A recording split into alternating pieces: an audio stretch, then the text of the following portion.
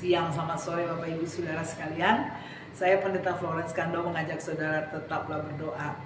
Tuhan, mari kita buka di dalam surat Paulus kepada jemaat di Efesus pasal yang ke-6. Nah, sekarang sudah masuk pada perikop perlengkapan rohani. Kita akan baca beberapa ayat untuk saya bagikan buat kita semua. Ayat 10 mulai dari pasal Efesus pasal 6 ayat 10. Akhirnya hendaklah kamu kuat di dalam Tuhan, di dalam kekuatan kuasanya.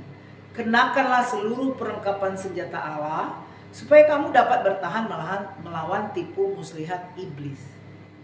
Karena perjuangan kita bukanlah melawan darah dan daging, tetapi melawan pemerintah-pemerintah, melawan penguasa-penguasa, melawan penghulu-penghulu dunia yang gelap ini, melawan roh-roh jahat di udara. 3 ayat ini saya ingin bagikan buat kita.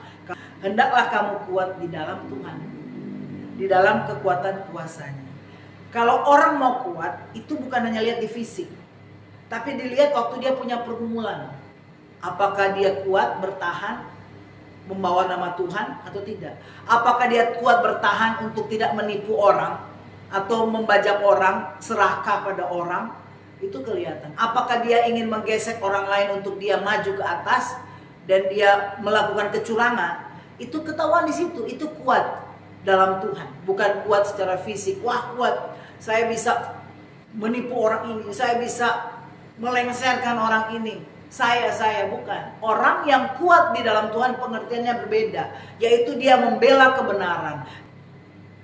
Orang kuat dalam Tuhan berani bertindak, berani berkatakan tidak, berani mengingatkan orang yang dia kasihi. Ya saudara ya. Sekarang di gereja juga demikian. Di pelayanan-pelayanan organisasi juga demikian. Karena dia pimpinan, dia angkat saya jadi pengurus, jadi saya tunduk sama dia. Dia salah nggak masalah, yang penting saya aman dalam kedudukan. Waduh, ini nggak kuat dalam Tuhan. Makanya ketika ada apa-apa susah. Masalah datang, keuangan obat-marit. Kenapa? Bermasalah dengan keuangan, bermasalah dengan jabatan, bermasalah dengan perempuan atau laki-laki, pil atau will. Orang yang kuat di dalam Tuhan dan pakai kuasa Tuhan sudah memberitahu sesuatu, sudah mengingatkan sesuatu, sudah pakai kuasa Tuhan untuk bisa bawa dia untuk datang kepada Tuhan. Nah, orang yang punya kuasa Tuhan pasti punya kasih Tuhan. Ya, kenakan, kita harus pakai seluruh perlengkapan senjata Allah. Nanti kenakan seluruh, jangan cuma 1-2. Karena ini gak enak, saya gak mau pakai. Lo harus semua, dan itu enak kok. Seluruh perlengkapan senjata Allah, supaya kamu dapat bertahan melawan iblis, tipu muslihat iblis. Jadi alias kita lawan iblis, bukan lawan orang. Nah sekarang pengertian salah, di kekristenan pun demikian. Lawannya orang, bencinya sama orang.